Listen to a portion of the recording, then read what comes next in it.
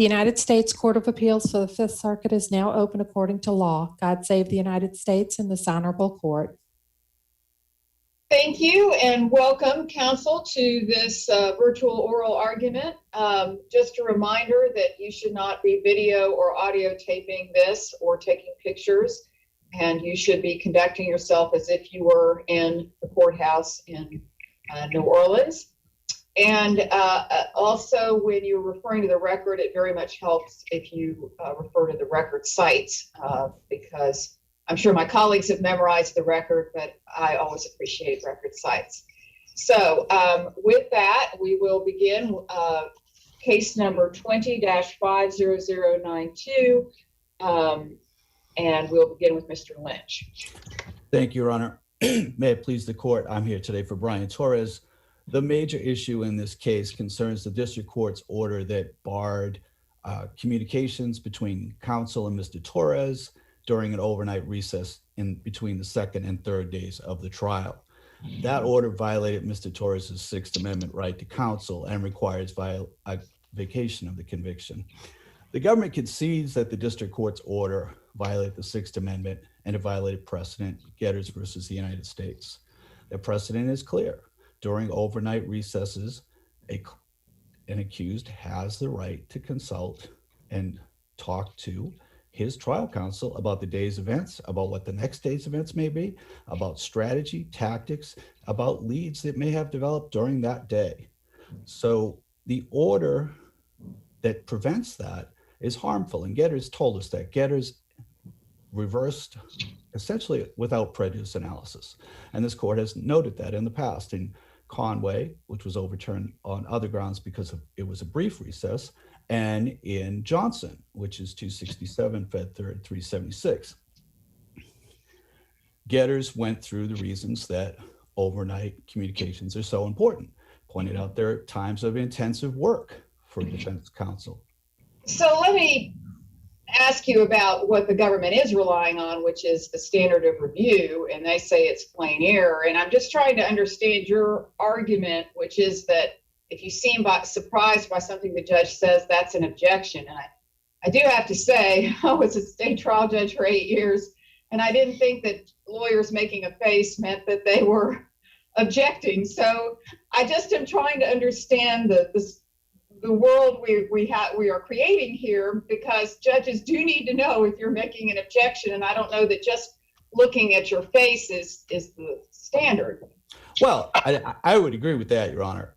Lawyers should not be making faces at all, and certainly a face is not an objection. But we have a statement here. He said, so what you're saying is I can't talk to my client?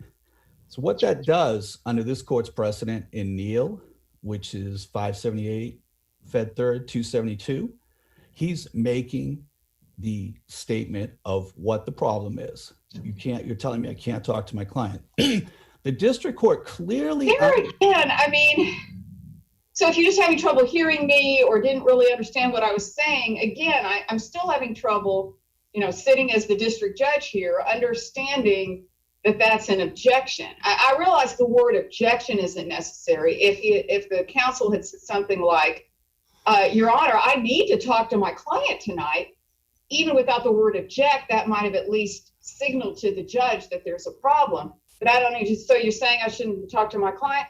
That's what I'm saying. Okay, thank you. I don't know that that is something that a judge should have to view as an objection. Well, I would say this, Your Honor, that we do two things here. We know that Johnson tells us, and Neal tells us, and Salazar tells us that there is not a magic words rule. So you don't need to say objection. You do need to, as Olguin Hernandez in the Supreme Court also told us, make it clear what you want. He's making clear, I want to talk to my client. That's the normal course. That's the expected thing. Are you telling me I can't talk to my client, which is basic fact of representing someone? I think what's really important too is these decisions are made on the record. And we see that in Neal, and we see it particularly in Salazar, which I believe is 743 Fed Third 448. If the trial judge understands then that's sufficient. And the trial judge here clearly understood that he was saying, I have a right to talk to my client, and my client has a right to talk to me. She came back emphatically and made the ruling over and over. That's a lot of voice to this. And the problem is, of course, we have a cold record. And I don't know if he just said, oh, so you're saying I can't talk to my client? Yes, that's what I'm saying. Versus, are you saying I can't talk to my client? Yes, that is what I'm saying. I mean, those are so different. And the problem is we can't tell which one it was. And so that's why I'm having a little bit of a concern about whatever our ruling is and how that impacts the future for judges trying to know whether somebody's objecting and what their objection is versus just clarifying something you said. Well, I think that, again, the judge's response to it is part of it. And Salazar tells us that. And the judge's response here makes it very clear that she is saying, I understand, Mr. Stenberg, that you want to talk to your client, and I am telling you that is not happening. And it's very similar to Johnson. And the court in Johnson did find that that was sufficient. And I think that that's part of the answer to the question, Judge Haynes, is that you can tell on this particular record, and it's at 808 and 809, that the judge did understand it as an objection. So under Neal, under Salazar, under Olguin Hernandez, that is sufficient in this case. Is it the most elegant or the best objection that could have been made? No, absolutely not. I would have preferred it would be better. You would prefer it would be better. We'd all prefer it would be better. But it is sufficient. It was sufficient. The judge understood it. The judge responded to it. And the judge made clear that further objection, and this is where Salazar comes in, would be futile. She was emphatic. I don't think it's Counsel, how do you fare if we determine that plain error review applies? I think that in the end, Judge, we win on whatever the standard is. And I think Johnson teaches us that. And Judge Barksdale's concurring opinion in Johnson, I think, is very, very important to us. Judge Barksdale says, I don't agree with the other two judges that he came in with a sufficient objection. But even if it's plain error, this is an easy case. He does it in one paragraph, and he gives the government every benefit of every assumption. And he says, this is still plain error because the importance of the error, it's so clear, it's so obvious. The effect on substantial rights, right? The violation, the 60-minute violation is you're deprived of your counsel for part of the trial. It's hard to get a more substantial violation than that. Judge Barksdale doesn't do a detailed analysis, but I think an interesting thing for the fairness integrity prong, the last prong of plain error, is that obviously we expect as a society that an accused is going to have a lawyer and have access to that lawyer in a way that makes the lawyer useful, in a way that makes the other rights that the lawyer protects useful. And I think it's also important in this instance that it's a jury trial, and the jury, which is given tremendous deference by this court when we're considering sufficiency issues, the jury is deprived of hearing what counsel would have done with the proper opportunity to represent his client, with the proper opportunity, as Getters tells us, to discuss the day's events, to see how that affects strategy, to see how that affects tactics in this particular case, to see what they would respond to the cooperating witnesses who had testified on that day, the case agent who had testified on that day, and the fact that closing arguments were likely to be the next day, and in fact were the next day. So to deprive him of counsel at that time, I think hits all four of the plain error factors. And Judge Barksdale over the years has written a lot about plain error. And he has often written about how maybe it doesn't require correction. But with this type of error, it was easy for Judge Barksdale to say, this is wrong. This is plain error that requires vacation of the conviction. And so I think even if we go with the government's theory that plain error applies, and I don't think that's correct, but even if we go with that, vacation of the conviction is required in this instance. And so I want to get back to the issue of, what did the judge think was going on here. And the judge's focus was entirely on sort of coaching the defendant on what to say in the defendant's testimony.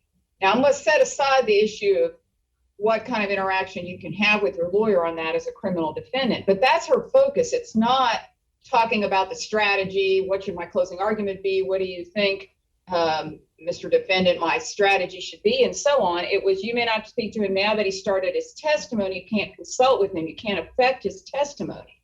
So that was her focus, was the testimony. And there was no, but Your Honor, I got to talk strategy. There was none of that to bring to her attention. Oh, wait a minute, what about getters? So that's the concern I have. Now, you may be right that under plain error you win anyway, and so this is irrelevant, but I'm just trying to get my head wrapped around it. Well, again, Your Honor, I wish that he had made a longer and a more elegant objection, but I think that, the background of the law is so well established that we know that counsel, and it's possible if all he had said was, so you're saying I can't talk to my client? And the judge had replied by saying, not about his testimony, that would be an error under getters, but it's possible that it might not require reversal. But what she did was, in responding to him and reaffirming her ruling, she said, you can't talk to him about anything in the case. You can't talk about anything with him. And that is the getters problem. And what did he say? He said, thank you. But I think that's thank you in the sort of Salazar, I recognize this is futile. And I think it's thank you in the Johnson sense, where the lawyer who said only, I can talk to my client. And the judge said, no, you can't. And the judge said, very well. That's an acceptance of the ruling. And again, I think it's on particular records, Your Honor, that we have the basic law. The law tells us that you have to alert the judge. I think this sufficiently alerted the judge. I think the judge's response shows that. And at that point, when she's given such an emphatic response, and in fact has now said you can't talk to him about anything, that's it. Under Salazar and the rest of the law. Mr. Lynch, do you want to spend some time on the limitation of the cross-examination? Just briefly, Your Honor, I think it's fairly well covered in the briefs, but I think that the problem was that the trial judge, and this is a record on appeal 583 to 586, recognized or understood the immunity agreement as a use immunity agreement, and understood that to mean that they could not alert the state authorities that there might be a crime that had happened in Texas and in Oklahoma, and I believe in Louisiana. It was a multi-state ring.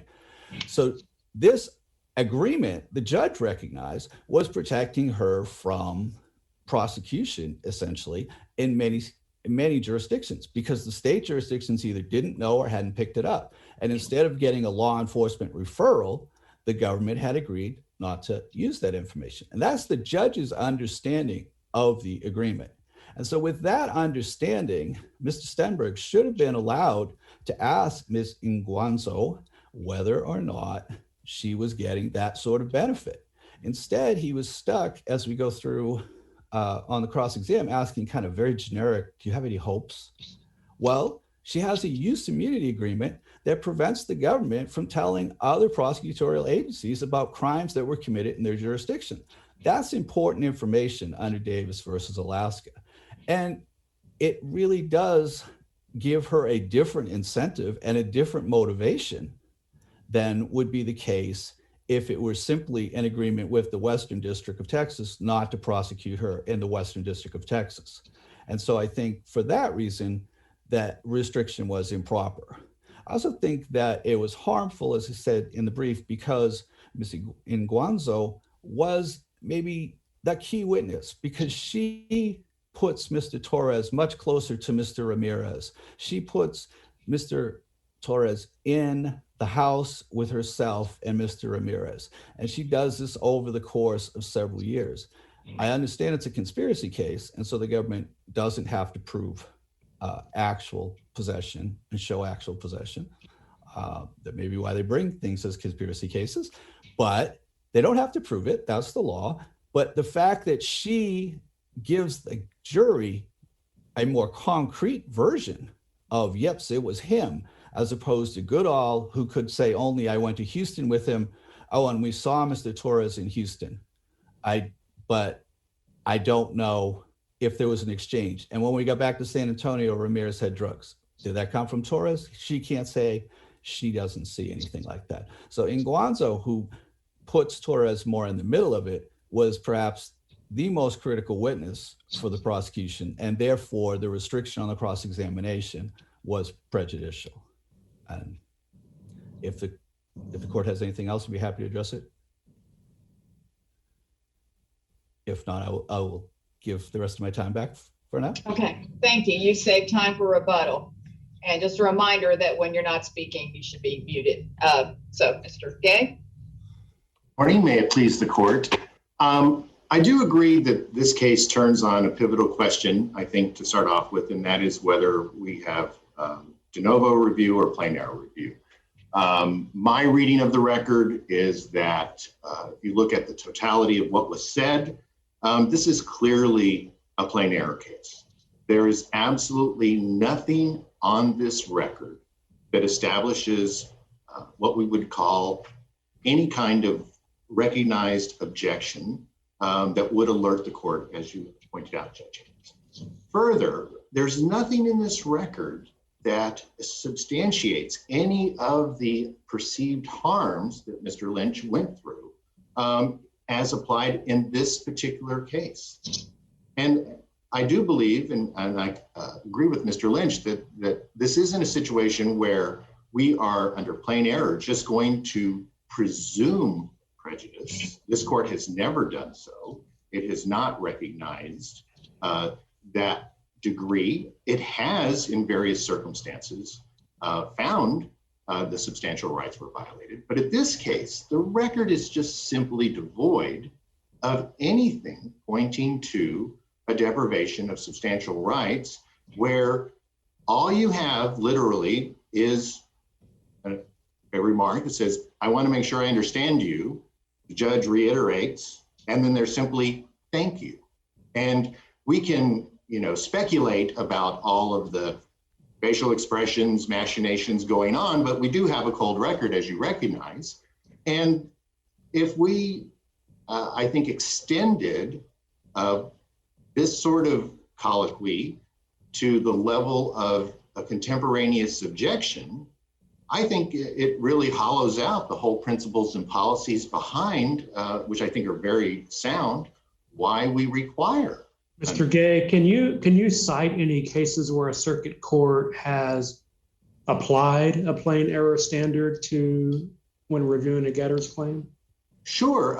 So the cases are all over the place. They don't match up that well. A case mentioned in the defendant's reply brief is one that I think is very instructive. It's called Nelson.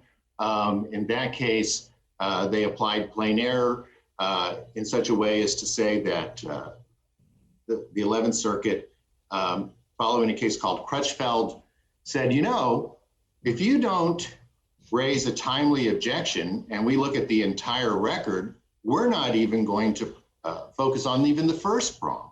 And so there are numerous cases that recognize on both sides, quite candidly. There are some courts that have found that under plain error review, you would have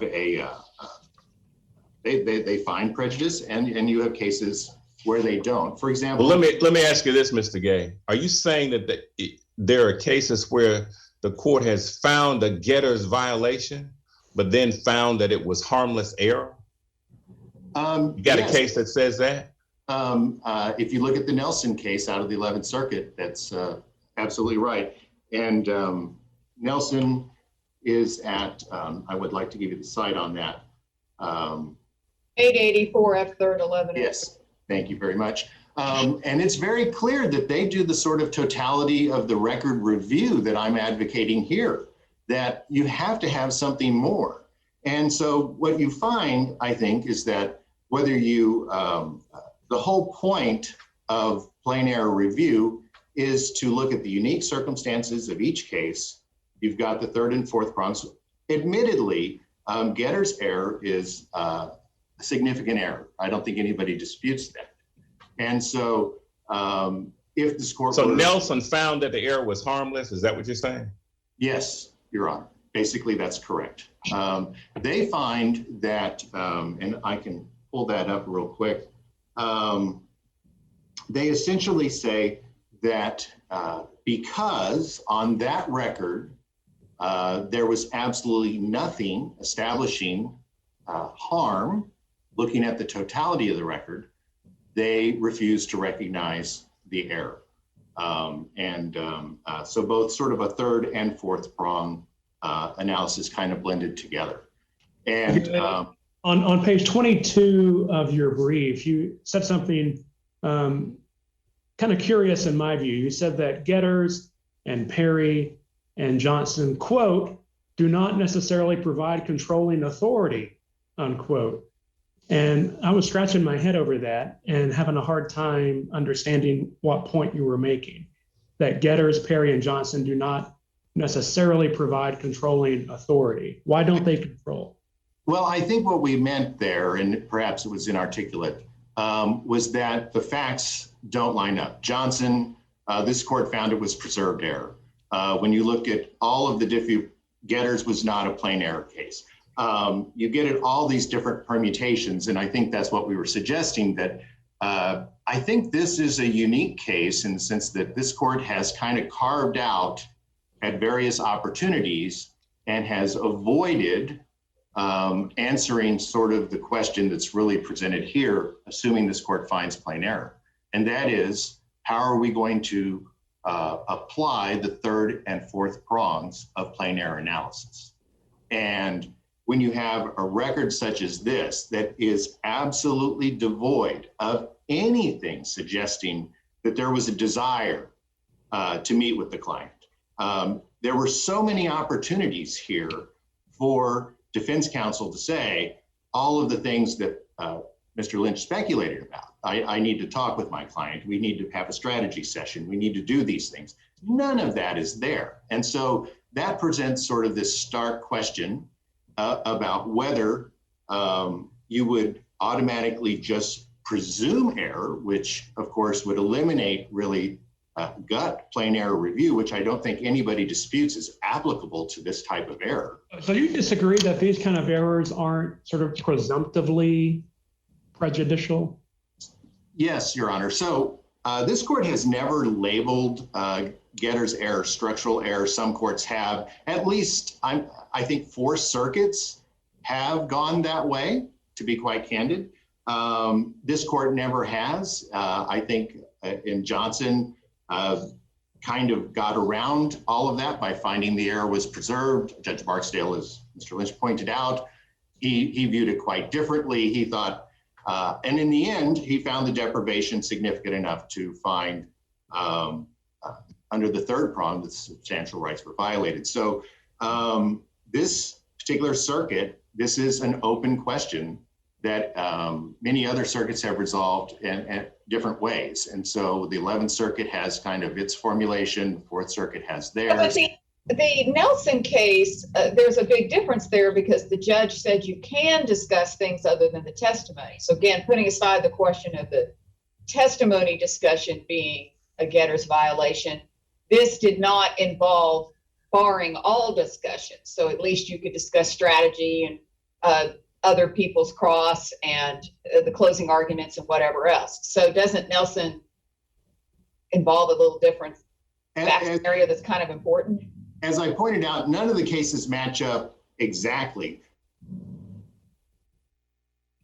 But I don't think the degree of deprivation is the turning point on what plain error came. But I mean, that is kind of an important difference is, in addition to not being able to discuss testimony, we can't discuss strategy. And the thing about it is you could have discussed testimony in advance, obviously, but strategy is something, as you know, that over time in the trial, things happen that you didn't expect, things that you did expect don't happen, and so on. And so strategy is something that's evolving throughout the trial. So I guess that's the piece I'm having trouble with is if you're not allowed to discuss that with your client on the night of, that to me is a little bit different from solely the testimony, regardless of whether that's error or not. I do not disagree that that is a substantial difference. However, once again, his cross-examination ended, and at that point, prior to closing arguments and what have you, there was an opportunity to confer. And so that is part of what I would say, the totality of the review of the record in this case. What does this court have to determine, other than presuming harm because of a Getter's type error? Or are we going to look at the record and say, there has to be something here more if you're under plain error review? And I do think that is the critical inquiry, is whether this court, if it finds that plain error review applies, has to, at some point, number one, look at the third prong, and number two, under a totality type approach, is this the sort of error this court needs to correct? The evidence in this case is just overwhelming. It's a very, very strong case. When you look at the entire trial, I'm not convinced that this record discloses anything that suggests that there was a miscarriage of justice here. There was an error. I don't disagree with that. The question is, what burden does the defendant have under plain error to show his substantial rights were violated? And in this case, let me ask this. I mean, if this had been, let's say, a very lengthy trial, and after the defendant testified, there was more defendant witnesses, let's say, and then there was also rebuttal by the prosecution and so on, and the case goes on for another week or two, during which this bar on discussion is gone. I could see that as a different set of facts from this one, where the strategic meeting didn't get to take place before the closing arguments because it turned out to be the last night of the trial before deliberation. So you said we have to look at the record. Why can't we look at that part of the record? I'm not sure it's shocking to think that lawyers talk about strategy with their clients. So I don't know if that's something we have to prove in the record. So the record, though, shows that this is a critical night, as opposed to maybe a really lengthy trial in which this was just kind of a night that's more like a 15-minute break. Again, I'm not saying that's the law. I'm just throwing out these are hypos. And I don't disagree with you that that's exactly the sort of analysis I think this court should engage in. Look at the entire record before it and make that determination. Clearly, this happened on the night before the final night of trial, and that could be a factor. It seems to me that there was plenty, but it sort of also goes back, though, and underlying that is the fact that would counsel have met with him at all? We have no indication that he... But Mr. Gay, what we do know, if we're going to talk about these facts, because my inclination is a determination that is presumptively prejudicial, but if we're going to talk about these facts, the defendant testified at the end of the day, so which means that they had an entire day of trial.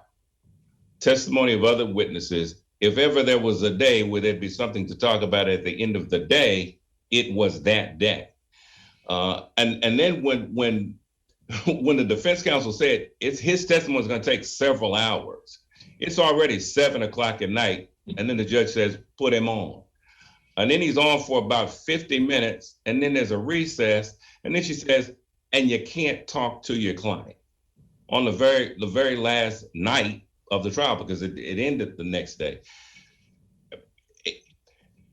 And for me, it's a simple Sixth Amendment depriving a defendant of a right to counsel at a critical stage of the proceedings. I can't imagine a stage of the proceedings any more critical than that.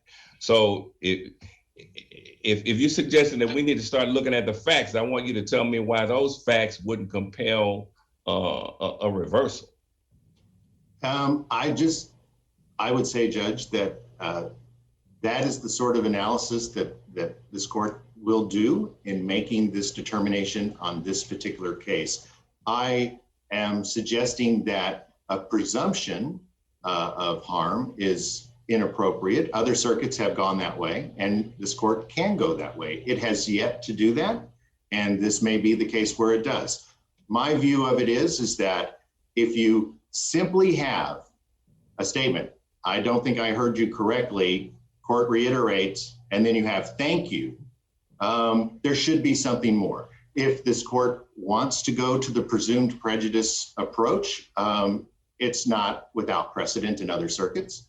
But that is something that, and that's the reason we did this case the way we did, is that this is an open question in this circuit. And I think these are the sorts of questions this court's going to have to resolve. I know you say on page 24 of your brief that Torres cannot show that the order prejudiced him, but in Perry, the Supreme Court said that denial of counsel, quote, is not subject to the kind of prejudice analysis that is appropriate in, for example, ineffective assistance claims. That denial of counsel is different, and it's not subject to that same sort of prejudice inquiry.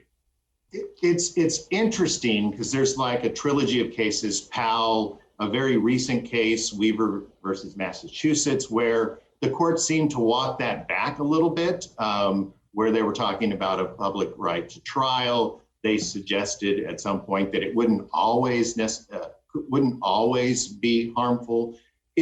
I do think that we are in a very unsettled area of the law, and that the cases do not line up neatly. I think that obviously you can stake out a position and defend it either way, quite honestly. And that's what I think is before the court today, is just the resolution of number one, under the third prong, and number two, under the fourth prong. I don't think that just because you satisfy the third prong that you would automatically always even say that it extends to the fourth prong. I think these are all very valid points. I think that the law is difficult when we look at just within this circuit and also outside the circuit, where this particular set of facts, as unique as they all are, has not yet really been decided. And so our position, I think, and there's some support for this, I think, if you look at the cases that we've cited, is that there has to be more. This court may disagree with that, and I think there's a basis if it chooses to do so. But I do think that when you look at the purpose of plain error and you look at the requirements that are traditionally imposed upon counsel to articulate an objection, whether without the formal, I object, but I think in Johnson, you had that. In this case, you don't. It doesn't really match up. And so that's where I think I'm just asking that under a review of the record, obviously, I think the court will determine for itself how it views these facts and to what degree this type of error, which is a serious constitutional deprivation, I'm not suggesting that it isn't, how it will navigate that under a plain error standard. Okay, you have anything to add on the limitation on the Nguanzo testimony? Yes, Your Honor. I go back to the actual, excuse me 1 second, I was going to pull back up the actual quote of the judge and what the judge tells counsel. And what she says is that you can explore all of these things as to her bias, what her goal is by testifying. All of that was really brought out in this trial. Whether this one peripheral question about whether she would be prosecuted in state court, whether she was expecting some sort of benefit there, she had debriefed as part of the Rule 11. And so the judge felt that that was a proper restraint without, I think she used the word, open up a can of worms. I think she was trying to moderate the flow of the trial. Also, I think the jury instructions at the end were curative as well. And then finally, if it gets to that, the record is just very, very strong. There is truly, I disagree that she's the linchpin witness. She's one of many. There was a very, very strong case against Mr. Torres. I believe that in this case, even if it was error, I believe the error was harmless. And that's how I would respond on that. I see I'm about out of time. Anything else? Thank you. Thank you very much. Appreciate your argument. Now we'll hear the rebuttal. Judge Haynes, you're correct that Nelson is a very different type of case. In fact, a very key fact in Nelson was that counsel said, Judge, I agree not to talk to him about testimony. I can talk to him about everything else. And the judge said, okay, we'll go with that. And then on appeal, they turned around and said, hey, they didn't let me talk about testimony. And so that put in a very weird procedural position. And I don't think it's anything like this case. But Nelson's also interesting because Judge Newsom in that case makes a fairly strong case, although the 11th Circuit doesn't have to decide it, that this should be structural error. And I think there is a very strong case, as Judge Graves was saying, that this is presumptively prejudicial. Certainly Getters didn't do a prejudice analysis. Perry made it explicit that the Fourth Circuit had been wrong in applying a Strickland type prejudice analysis. Mr. Gay mentioned Weaver, but Weaver is different too, because Weaver was a case in which the defendant filed a 2254, I guess, and he was alleging the denial of public ineffective assistance of counsel because of the denial of public trial. And the court said, well, denial of public trial is a structural error that is always prejudicial, but your allegation is ineffective assistance of counsel. And on those cases, we do a prejudice analysis. So even though the underlying thing might be structural, if you bring it as ineffective assistance. So Weaver sort of suggests by implication that something like denial of counsel in Getters, even if it's only overnight, but Getters tells us that's a denial, is a type of structural error. Now, structural error is one of those things that sort of invites people from the Supreme Court to say, well, maybe this is not. But I think, so maybe decide it is, and I think you absolutely could. I think it is structural error for two reasons. It's the kind of issue that is designed to protect something other than the defendant. It protects the fundamental nature of the trial. Counsel is there to make sure that our criminal justice system functions, that our rights have reality, because an untrained layman usually can't take advantage of them. So in that sense, it meets one of the structural categories. Another category is that the effects are too hard to measure.